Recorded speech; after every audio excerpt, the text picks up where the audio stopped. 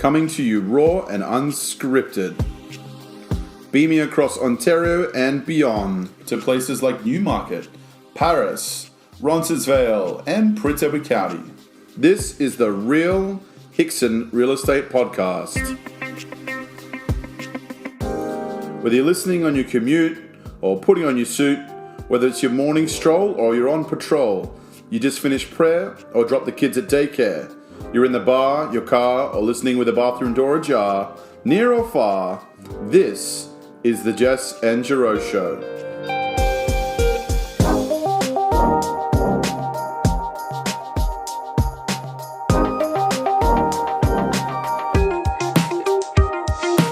We're grateful for flattery and prone to inaccuracies.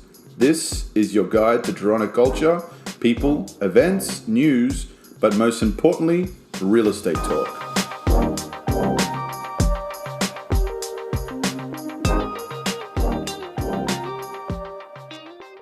Yes, hello guys. I'm here with Jess. Hi guys. We are back. We're back. After a long hiatus, guys, we apologize for the delay. It's been a few months at least since we last did our podcast, but we're back. We're still in the pandemic, but we're back, and we're glad that you guys could join us today. So happy New Year! Happy New Year, Jess. Happy New Year. Happy New Year. 2021. 2021. Trump just left the White House. You know, there's some positive things for 2021 looking ahead. Yeah. So, basically, in a nutshell, like what's happened since we last did a podcast? I mean, the market really remained pretty similar. As in our last podcast, you know, condos were dropping in price. It was a good opportunity to buy condos. Houses, especially in the outer GTA and beyond, were on the rise, and they still are. And I think they're reached like maybe a stability in some areas, but some areas are still quite hot. There's still quite a bit of a demand. Still lots of multiple offers on the outer suburbs. Still multiple offers on the outer suburbs, which means that people are still they can foresee in their future that they're not going to be going back to work in the same capacity as they were before. And they think this is going to be a permanent thing. Just remember, everyone, like real estate is always a future decision. So regardless of what's happening today, always remember, try to guesstimate if you can, if it's possible, in 5 years' time, what are you going to be looking to do? What is your life going to look like? What are your needs going to be? Super important. The reason I say 5 years is because most people refinance every 5 years. Or move. Yeah, so we're back into lockdown. We're kind of back to where we were last March. We kind of know what we're in for this time round, which is maybe better, maybe it's worse for some people. But at the end of the day, we're still working, guys. Just in case you're wondering, real estate is an essential service. Of course, some people are still moving. Some people bought, some people sold, some people... their landlords are asking them to leave. Some people just want to leave on their own accord. So people still need to move and all that kind of stuff. So we're still definitely working. And so right now, I would say, just so everyone's clear, the best time to buy a condo. Would you agree, Jess? It's a very good time. It's a very good time. The prices you're seeing now, they are the discount. Has been some opportunities where people are able to get in. You know, maybe you are in the best position to buy, maybe you're not. There are a few things that you can do to get yourself there. And Jess is going to be telling us today, very, very exciting, all the steps she took going from renting to buying, and us coming together and being together and getting married. And now we're making the next steps, and now we're buying, we've got a new home that's being built as we speak, 6 months away. But either way, guys, condos, if you can, now is the time to do it. You may have to scrounge a little bit. Maybe you have to get some money from your parents. Mm-hmm. You know, there's just quite a lot of mortgage options right now. Mortgage brokers are your best friends, and they can get very creative. And so if you do have any questions, please reach out. We want to put people on the path that we have taken. We are a proof of concept. We want you to be able to afford your dream home. So without further ado, I'm going to throw it over to Jess, and we're going to talk to Jess about how she started. Started from the bottom, now we're here. Take it away, Jess. Oh, well, we have to go back a few years. I think Okay, so what was the year? 2014. 2014, okay. The market wasn't too crazy, but it was definitely on the rise. Yeah, Toronto condo market, obviously there wasn't as many condos as there are today, but there was some condos.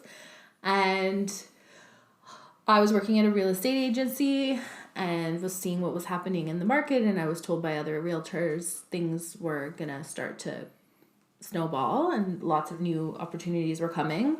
And I was able to get to know a realtor who had a listing at a condo that he suggested that would be a good long-term plan for me. I didn't really know much about condos. I didn't really know much about real estate at all. And because at the time we were able to put 5% down, it wasn't a huge financial obligation to get into the market.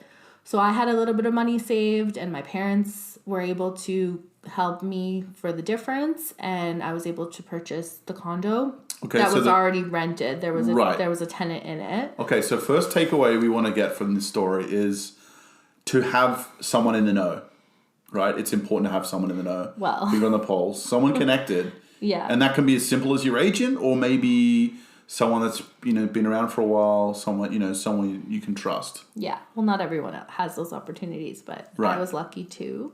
Okay. And so you had you didn't most people think you have to put 20% down. What did you put down? 5%. Okay. I think that's changed now. You have to put minimum 10%. You would have to work out with the mortgage broker or the bank how the best way, because I wasn't living in it, but that's changed now. If it was a rental property, right. Okay, there are definitely different rules. But at the time, with the tenant currently in the unit and what I was going to be paying for a mortgage, it was pretty much covered the expenses. Okay, and I wasn't ready to move out of home at the time, but at least I had my money in something. Yeah. And I knew it was going to be taken care of. Now, I want everyone at home to know that this wasn't it was a nice condo. I saw it. It's something I personally wouldn't have wanted to live in. It was small, but it was something, wasn't it? It was the first step. It was a glorified bachelor. Downtown Toronto. Staring at the highway. Yeah. The bypass. The Gardner, yeah. The Gardner. But it didn't really matter because some people wanted to, the demand was there, the tenancy was there. And the location was great. So when it comes to buying your first place, guys, it doesn't necessarily have to be your dream home, nor does it have to be something that you wanted to live in. It's most likely not going to be. Most likely not going to be. First-time home buyers. Unless you're extremely lucky and you have some inheritance that is sizable or something like that, some lucky scenario. But, you took the first step, you took the plunge, and you were scared, right? Very. Very scary stuff. Mm-hmm. Yeah. And, as you were just saying, you could potentially just buy something where someone is going to rent there and it's a good area and it's going to make money, and you can yourself go and rent somewhere else.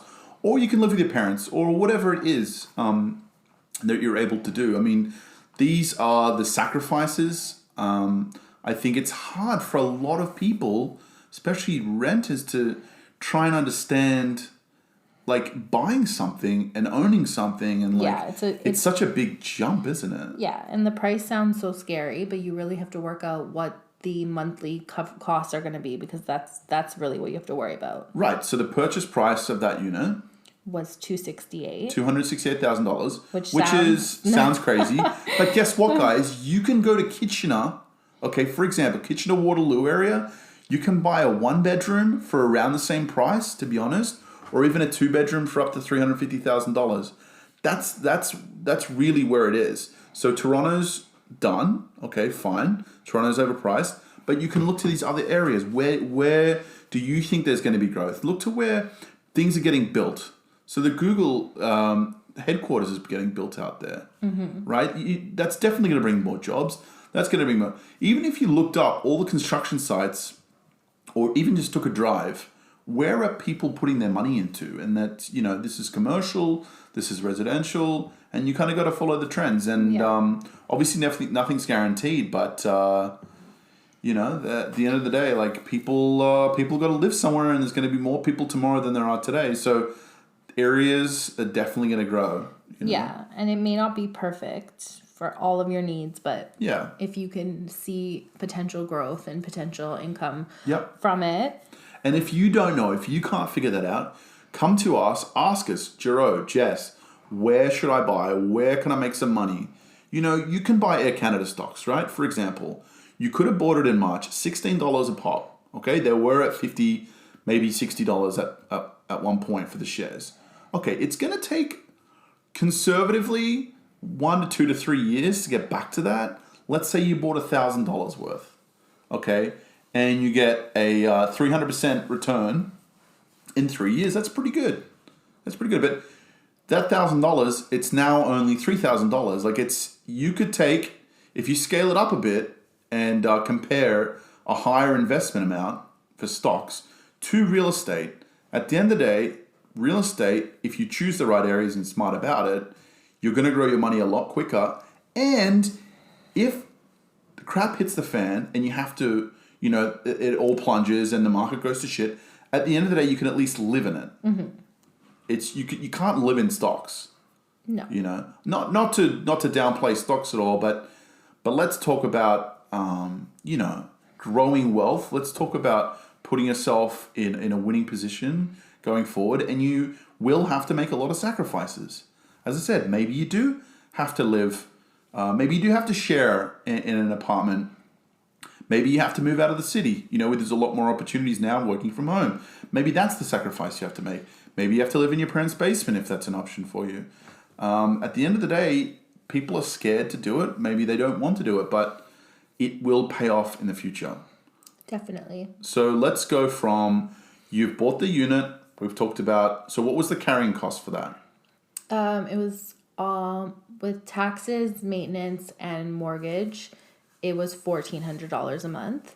Okay, so $268,000, you put 5% down. Yeah. Which is the least amount. If you put more down, obviously your carrying cost monthly repayment's going to be lower. Yeah. My first tenant that was in there was paying $1,350, so I did pay $50 a month for the excess, and then a couple of issues came up along the way, small maintenance issues, but nothing too expensive. Mm-hmm. And then my first tenant left, and the market took a little bit of a hit.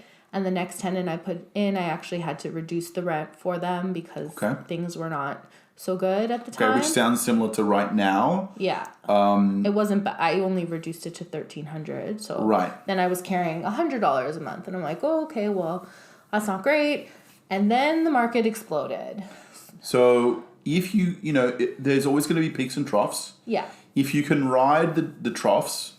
Yeah, then which you I can could. Go back to the waves. I could afford the $100 a month, and I understood that it was a long-term thing. And once that tenant was there for over a year, the market started to change pretty drastically, and they ended up leaving the city, and I was able to relist it for $1,500 a month.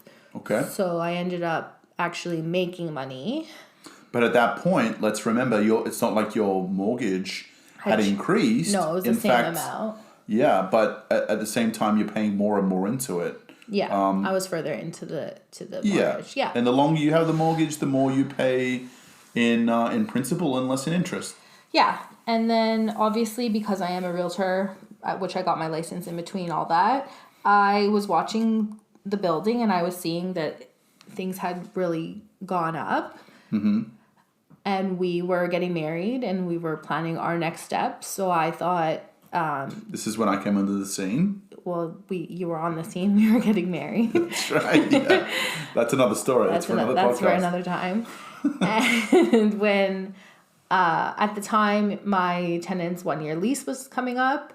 And I asked him, are you planning on staying, or what are your plans? And he was kind of unsure. And I said, well, I'm going to be thinking about putting it on the market.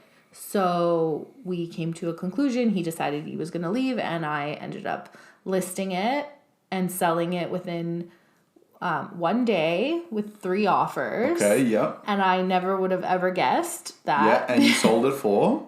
$395. $395. So how long did you have that unit for? Almost 4 years. 4 years. 3.5 years. 3.5 years. So in 3.5 years, you made about 130 something thousand. Yeah. Plus, I put in money. Like I got equity. Yeah, you paid into your mortgage, Yeah, so you paid had into more. mortgage. You had more equity. So when you pulled it out, you had a bit more money that you'd already paid into. Yeah. You know, compared to rent, where all you're doing with rent is just paying someone else's mortgage. Yeah. Essentially. So, guys, this is gospel for you. You need to take this on board. If you never thought about it or you thinking about it, you need to just stand up for yourself and say, right, I'm going to not do this. I'm not going to buy that. I'm not going to go on Amazon. Right.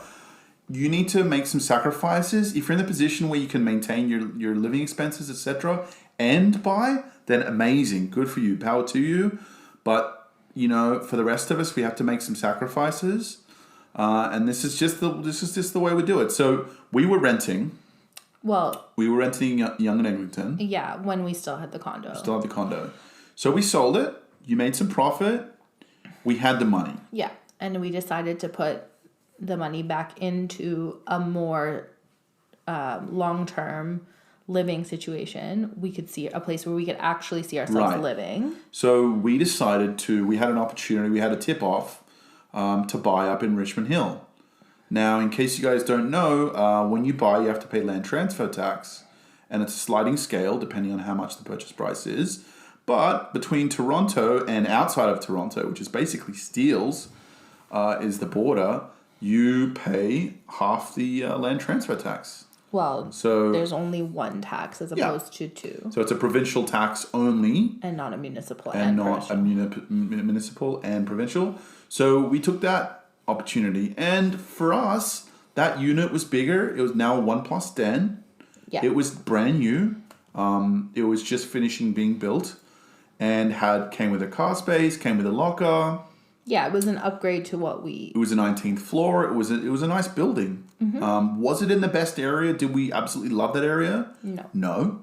But what we did is we continued to rent where we wanted to, which was in Young and Eglinton. And put tenants And we put tenants in. And just so you know, guys, when you first if it's a new build and it's condominium, when you first get the keys, which is called occupancy, that's when the builder literally hands you your keys.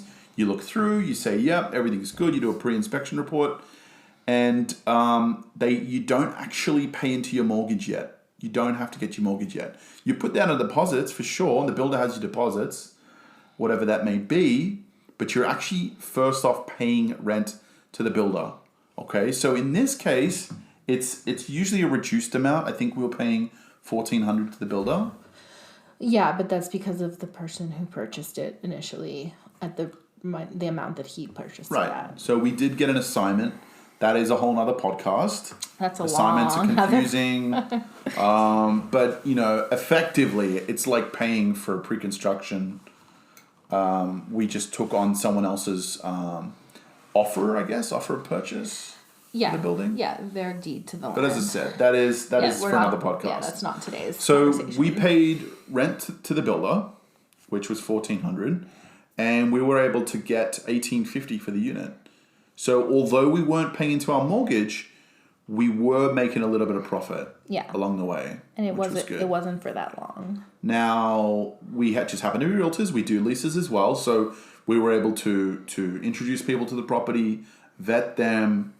Usually a landlord would pay a month's rent in commission to the agents. Yeah. Usually there's 2 sides, a buyer and a seller side, or sometimes there's one that represents both sides. For us, we would just represent ourselves for our own condo, so we didn't really have to pay or take the commission. So it was a good deal for us. We managed to find our own people.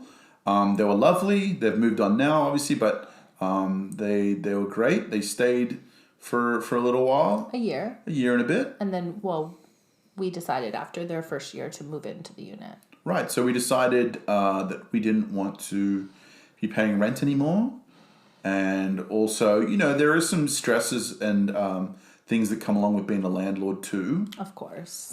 Just as you'll know from the first unit. Yeah. Just maintenance and things going wrong. Of course, tenants do have tenant insurance for the big stuff, fire, floods, whatever.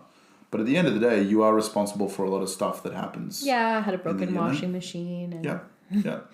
The only time that's different is when you first get a property, you have a Terrion warranty, and we won't go into that too much, but it covers you for a little while. But otherwise, there's a lot of maintenance and a lot of things that come along with it, but it's definitely worth it in the end.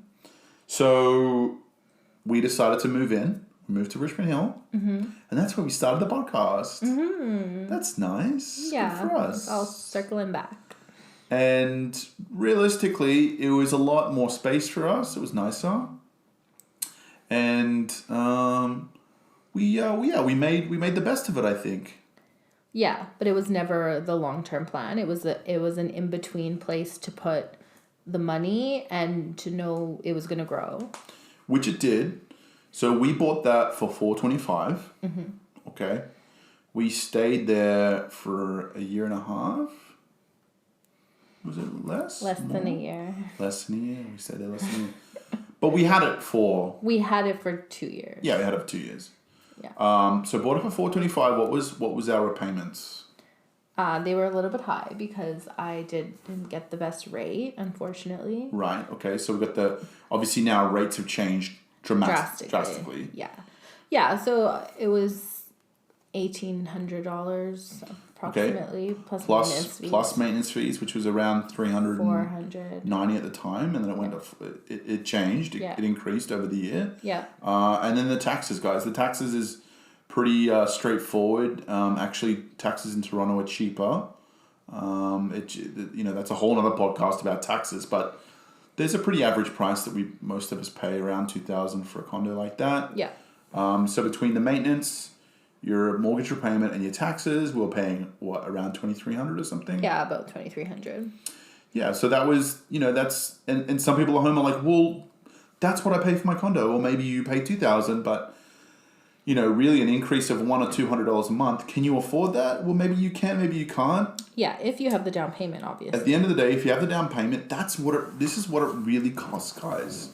We're trying to demystify, the actualities, the reality of this. I mean, in some cases, before the condo, the rents dropped dramatically, it was almost the same, if not cheaper to buy than to rent. So.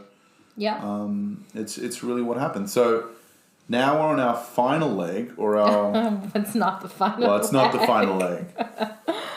But we're on the next... Bunch of realtors. It's a big step. It's the first real home. Yeah. It's a place we can see ourselves for a good chunk of time. Right. So tell us how that all went down. You saw the project. Yes. I had my eye on this project for over a year.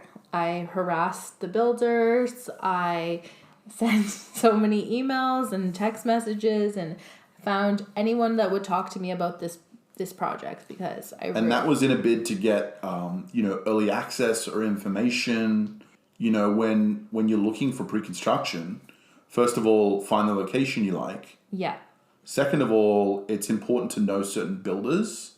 I think that the right builder will always make for a better project. Well, of course. You want the big guys. You want them. There has been, in the last 6 months, 12 months, a couple of projects that had to stop, they ran out of money, certain issues like that. Yeah. No, you want a reputable builder and... Yeah. And if you don't know, if you're just guessing, talk to one of us. Like we for ourselves, we know definitely some of the best builders in the city, and it's definitely a big step. So you followed along with this project. Yes. And what you were trying to do, as I said, you were trying to get the information. First dibs. You want the prices, you want the floor plans. Yeah. You want the designs, the sketches. Yeah. The location was what I was the most interested in because it worked for us. So for us, we're thinking about having little kiddlies in the next couple of years. So it's a townhouse.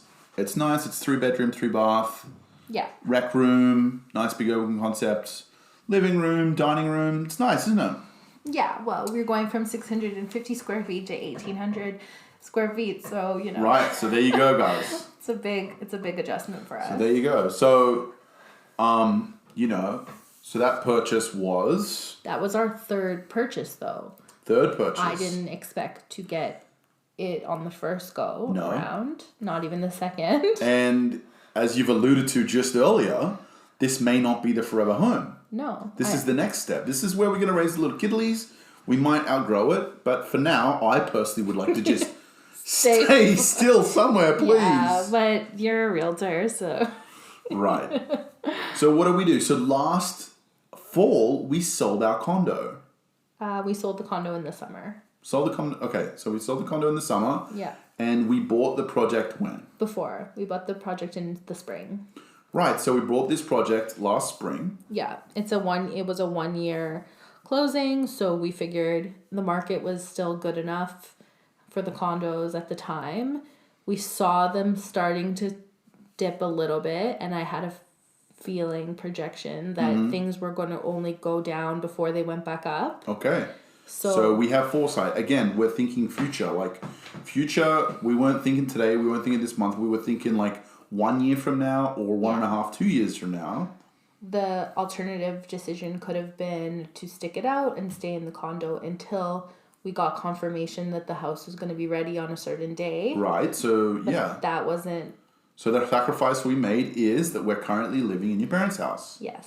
Sacrifice for everybody. Sacrifice for them too, I mean, it's been lovely. It's been great. Obviously, it's tough to have 2 units ever coexisting for a long period of time. But the house is beautiful. We're very lucky they had renovated it just prior to us moving in. Yes. It's been nice and cushy. And we just are making a decision that's going to benefit us in the long term rather than initial gratification. So we figured that we sold the condo for $550, by the way, guys. $552.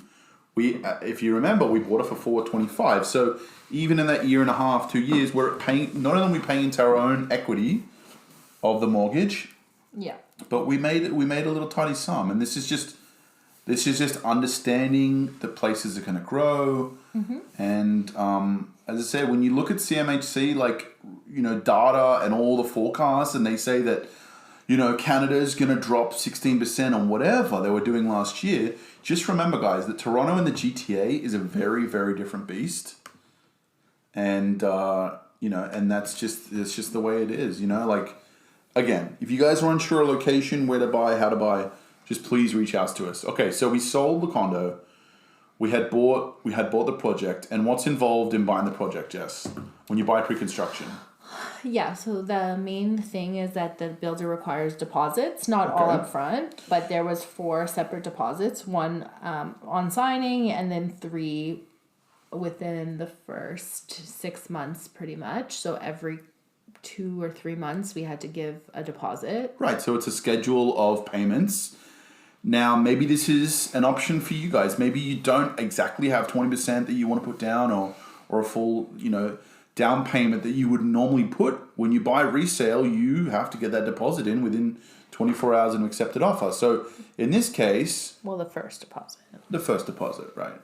So in this case, it's pre-construction where you're paying it to the builder and they have a schedule of deposits. Well, the benefit of that is that you have time to save up your money. Right. If you're living with your parents, then you know that there's a time. If it's a 1 year project, for 1 year you're going to be there and you're going to save everything you can, but your money is in a project at today's rates, at the today price, because a year from now, what we paid, that's not going to be the case anymore. Right. So just remember, the cheapest a place, a home, a house, a condo is ever going to be is when you buy it from the builder. Okay, anything on top of that, as soon as we go to sell this, if we were to sell this straight away, we would be placing that value, plus we'd be trying to make some profit. Yeah. So depending on how greedy or how ungreedy the person is trying to sell it, that would then be subjective value on top of that. Yeah, well, of course, your paying a premium for the house being built and Right. ready to go and Yeah. not waiting. Patience will pay off in the long run in these types of situations. Now, it's a pretty nice area of Maple. There is definitely demand in the area. There's a lot of houses going through transitions where people are moving out, new people moving in. Renovating, all that kind of stuff. Of course, every suburb is going to be a little bit different, and it's going to affect the cost in the long run, in the short term and the long term. And we have a hospital that was just built down the road.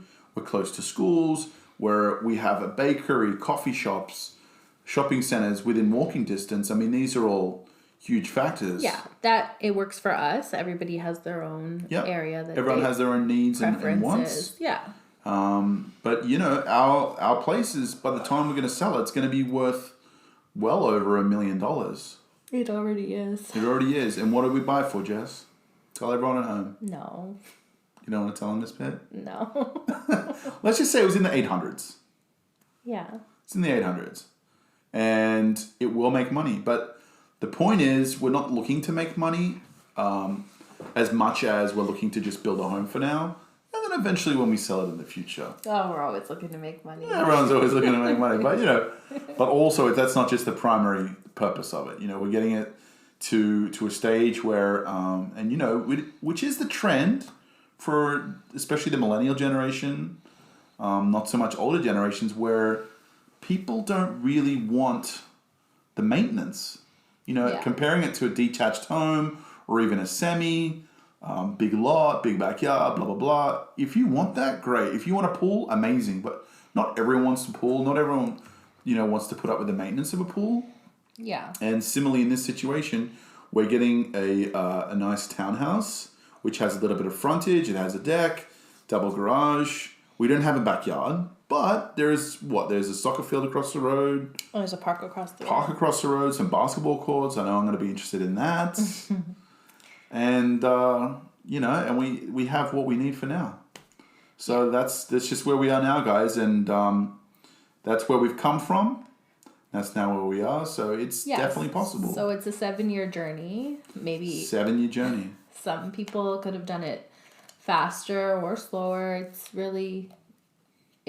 I got my foot in the door at a time that made sense and didn't think that this is where we would get from here. Right. Neither did I. Honestly, I did not. And we definitely make some sacrifice along the way. Yeah. We cried a bit. Yeah. And there's a lot of stress factors, but at the end of the day, we're getting something that we're gonna really enjoy. And we want you guys at home. We want you to experience this. Obviously everyone's journey is going to be a little bit different, but this is just one example of how to do it. And it's definitely achievable. And we've already helped clients to do that because they understand that your decisions that you make today affect you in 5 years from now, 10 years from now. Yep. For all you listening at home, you know who you are. We're very happy to help you last year. And we're very glad that we put you on this path to home ownership. Even if you just stopped at just the condo and that was it. Yeah, if that makes if that's you what happy, you want, if you get a nice big deck or it's exactly where you want it to be, or it's downtown in the area that you wanted, and you're anticipating, just remember in the future, you're anticipating that things will open back up, bars will be a factor again, all these kind of fun places to be. Yeah, life is going to return. Life will return. Maybe it'll be a little bit altered. Maybe this kind of experience will stick with us for a little while. But at the end of the day, we're gonna get through it. We're gonna figure it out. For sure. All right. Well, I think that's all we have time for this week. We really hope you guys enjoyed it. Maybe it helped you think a little bit about your position, where you are and where you want to be. And hopefully we've helped a few of you out there. And of course, if you have any questions, please don't hesitate. If you want to speak to beautiful Jess, you can reach out to her or me if you just like my accent, perhaps. But either way, guys, please jump on the Instagram at Hickson Real Estate. Jump on Google business page, give it a like, give it a review if you want. And we have the Facebook business page as well, all at hicksonrealestate.com. or even our website, hicksonrealestate.ca. You can go check us out. We've got always feature listings up there, news events sometimes, when they happen, of course, in the world. They're not happening right now. And we hope you guys really are learning some stuff along the way with us. Yeah, always a pleasure to show our story. Always a pleasure, guys. All right. Thanks so much, guys. See you soon. Bye. Bye.